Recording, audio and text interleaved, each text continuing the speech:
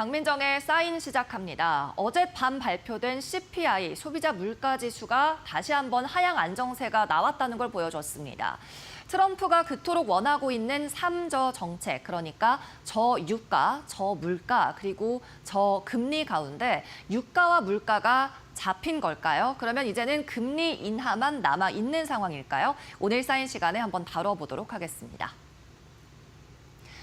도널드 트럼프 미국 대통령 임기 내내 강력한 경제를 수호할 거라는 점을 반복해서 강조했습니다. 이를 뒷받침할 수 있는 것이 바로 3저 정책인데요. 트럼프가 강렬하게 원하고 있는 것, 낮은 원유 가격, 낮은 인플레이션, 그리고 낮은 금리입니다.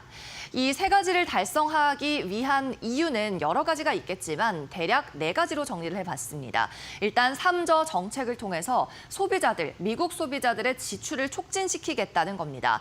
인플레이션이 낮으면 소비자들은 상대적으로 같은 인컴이라 하더라도 지갑이 두둑해져 있는 것 같은 효과를 볼 수 있죠. 그리고 유가가 낮게 유지되면 에너지 지출 가격도 낮게 유지되기 때문에 주거 비용도 줄어드는 효과가 있습니다. 그러면 상대적으로 수입 대비 지출이 적어지기 때문에 소비를 더 많이 할 수 있다는 겁니다. 미국의 전체 경제의 60에서 70%를 지탱하고 있는 소비를 다시 촉진시키겠다는 목적이었죠.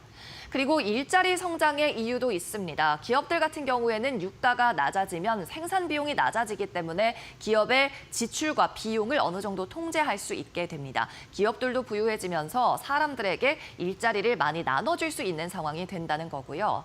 또 굉장히 중요한 부분, 세계 경제에서 미국의 글로벌 경쟁력 우위 자리를 유지하기 위한 정책이라는 겁니다. 특히 미국의 인플레이션과 금리가 낮게 유지된다면 달러가 세계 경제에서 환율이 유리하게 유지될 수밖에 없기 때문이죠.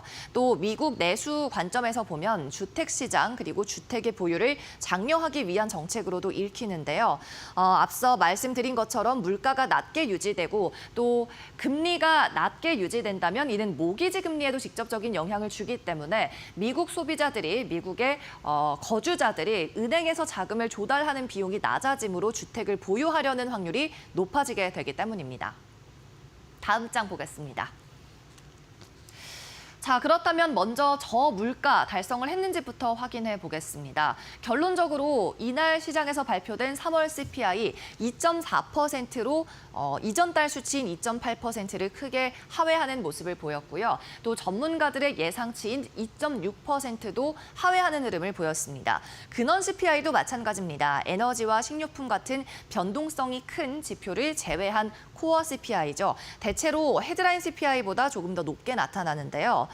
마찬가지 안정세 보였습니다. 지난 2021년 1월 이후 4년 만에 최저치를 보인 거죠. 2.8%로 물가가 어느 정도 잡힌 것으로 나타나고 있고 전달 가격인 3.1%도 하회, 월가 예상치인 2.8%도 하회하는 흐름이 나타났습니다.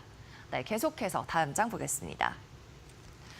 자, 그러나 전문가들 향후 전망에 대해서는 좋지 않은 코멘트를 내놨습니다. CPI만 봤다면 오늘 증시에 참 좋은 날이 될 수 있었는데 아쉽다는 의견이 지배적이었죠. 3월 CPI까지는 아직까지 관세 영향으로 인한 물가 지표를 반영하지 못하고 있다는 점을 지적했습니다. 특히 미국이 중국산 제품에 140%가 넘는 관세를 부과하고 있는데 중국뿐 아니라 다른 모든 나라 그리고 산업용 업종별 관세 같은 경우에도 4월 초부터 대체로 집계가 됐습니다. 3월 CPI는 이 전까지만 반영하고 있다는 거고 특히 고율 관세를 매긴 중국산 제품의 관세는 반영하지 못하고 있다는 점을 이야기했죠. 또 무디스에서는 디젤 가격이 하락했음에도 불구하고 식료품 물가는 상승세를 보이고 있다는 점도 지적했습니다. 즉, 운송 비용에 해당하는 이 에너지 가격이 하락하고 있으면 식료품도 함께 꺾이는 것이 대체적인 추세인데 반대로 식료품 물가는 오히려 상승했기 때문에 이 부분은 우려된다고 꼬집은 겁니다. 여기에 더해서 또 다른 월가의 기관인 뱅크레이트에서도 문제점이 남아있다고 말했고요. 특히 대체적으로 CPI 지표가 좋긴 했지만 식료품과 에너지 단에서 문제가 있다고 마찬가지의 지적을 했습니다. 그리고 중요한 이야기는 지금까지의 수치는 모두 우리가 백미러를 보고 있는 것이다. 즉, 지나온 과거의 수치를 보고 있는 것이다라고 이야기했습니다. 일단 CPI 3월 지표까지는 2월에 더해서 계속 안정세, 하향 안정세를 보이고 있는데요. 만약 만약 4월에 이 관세 수치가 함께 집계되는 CPI에서 다시 상승으로 전환되거나 하는 일이 벌어진다면 그 이전까지는 하향 안정세를 보이고 있던 물가가 트럼프의 관세 정책이 개입함으로써 다시 오르는 셈이 되는 겁니다. 그렇다면 유가는 어떨까요? 3저 정책 가운데 저유가를 표방하고 있는 도널드 트럼프 미국 대통령 취임하자마자 미국 에너지 해방 행정명령에 서명하는 모습을 보여줬습니다. 조 바이든 정부에서 계속 펼치고 있었던 친환경 정책을 접고 거꾸로 유턴을 해서 이제 화석 연료를 캐내는, 채굴해내는 쪽으로 다시 정책 방향을 아예 돌려버린 거죠. 이 때문에 전기차 주식과 태양광 같은 신재생 에너지 기업들이 많은 타격을 받았습니다. 트럼프는 이 저유가 정책을 통해서 미국 내의 에너지를 많이 시출을 하고 여기에 따라 저렴한 휘발유를 미국 소비자들이 펑펑 쓸 수 있다고 믿고 있습니다. 자신의 정책으로 인해서 휘발유 가격이 갤런당 $2대까지 떨어질 거라고 이야기를 했죠. 이해하기 쉽도록 우리나라 수치로 변환을 하면 리터당 약 750원까지 떨어질 거라는 이야기입니다. 현재 수준에서 거의 반토막 또는 3분의 1토막까지 유가가 떨어질 수 있다는 거죠. 실제로 유가도 계속 하락하는 움직임을 최근 보이고 있기는 합니다.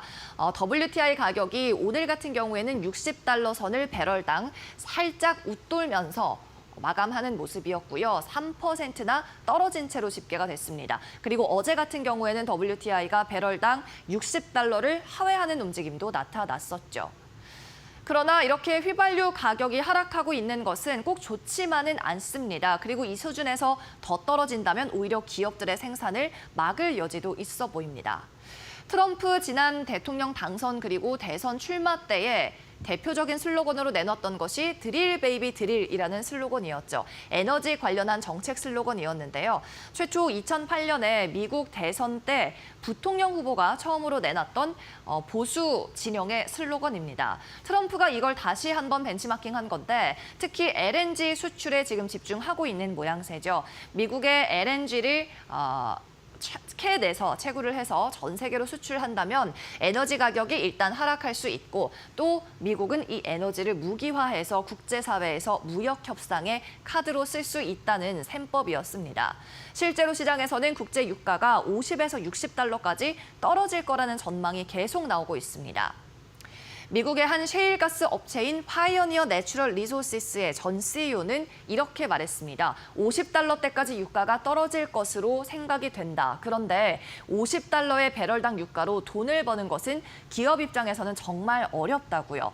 그는 $50까지 유가가 떨어지면 기업들이 시추 과정을 멈출 수 있다고 이야기했습니다. 멈추거나 둔화할 수 있다고 얘기를 했는데 대체적인 시추 기업들의 손익 분기점이 배당을 포함해서 $60에서 $55 수준이기 때문입니다. 이 때문에 손익 분기점을 뚫고 내려가게 되면 시추 시설이 생산이 둔화될 수밖에 없는 거죠. 그리고 아시다시피 공급이 둔화되면 시장에서는 일단 수요는 그대로이기 때문에 가격이 오히려 상승할 수 있습니다.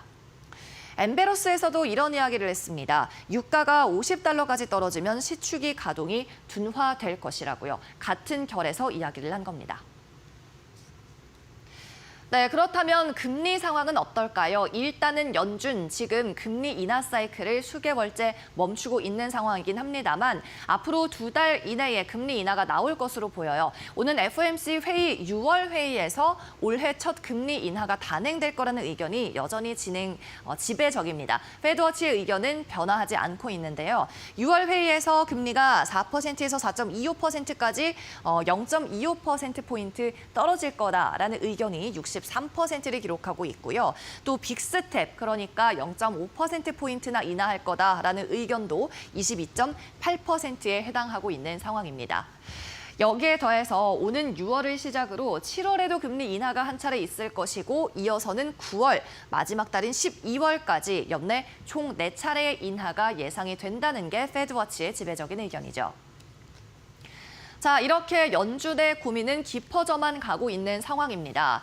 프린서플 자산 운용 월가 기업에서는 오늘 발간된 CPI 지표에 대해서 물론 향후 수개월 동안 연준이 금리 인하를 할 수 있도록 길을 닦아줬다. 그러나 아직까지 초기 단계인 상황이고 관세 정책으로 인해서 인플레이션이 급증할 가능성이 있다고 꼬집었습니다. 이 때문에 중국을 위주로 한 공급망에 전 세계적인 재편이나 전환이 없다면 계속해서 기업들은 비용 상승을 의미 있게 압박받을 것이고 그렇게 되면 연준의 금리 인하는 다시 제한적인 수준으로 돌아갈 수밖에 없다고 이야기했죠. 또 BBH에서도 연준에서는 아직까지 좀 제한적인 스탠스를 보일 거다라고 전망을 했는데요. 불확실성이 완전히 해소되기 전까지는 보류할 것이다. 어떠한 조치도 보류할 것이다 라고 지적했습니다. 실제로 최근에 있었던 연설에서 제롬 파월 연준 의장은 아직까지 어떠한 불확실성이 완벽히 제거되지 않았기 때문에 불확실성이 너무나도 큰 상황이기 때문에 구체적으로 전망하기는 어렵다. 금리 경로를 구체적으로 알려주기는 이른 상황이다라고 이야기한 바 있죠. 자, 이렇게 트럼프의 3저 달성, 이 3저 달성이 좀 가까워지고 있는 것 같긴 합니다. 물론 표면상으로요. 그러나 건전하게 들여다봤을 때 지속 가능한 달성인지에는 의문 부호가 찍히는 상황입니다. 왜냐하면 유가가 하락하고 있는 것도 전 세계적으로 경기가 위축될 거라는 불안 때문이고 물가가 하락하고 있는 것도 아직까지 관세 정책의 영향을 충분히 받지 않은 데다가 향후에는 인플레이션이 다시 촉발될 수 있다는 게 월가의 지배적인 의견이기 때문이죠. 이렇게 불안 요소가 많은 3저 달성. 이 가운데 연준의 고민은 계속해서 깊어져만 가고 있습니다. 트럼프 대통령이 제롬 파월 연준 의장을 콕 집어서 금리를 내려라라고 닥달하고 있는 가운데 최근에 FOMC 회의는 오는 5월로 예정이 되어 있는데요. 또 속보가 나오는 대로 그날도 구체적인 데이터가 나오는 대로 전해드리겠습니다. 이상으로 강민정의 사인이었습니다.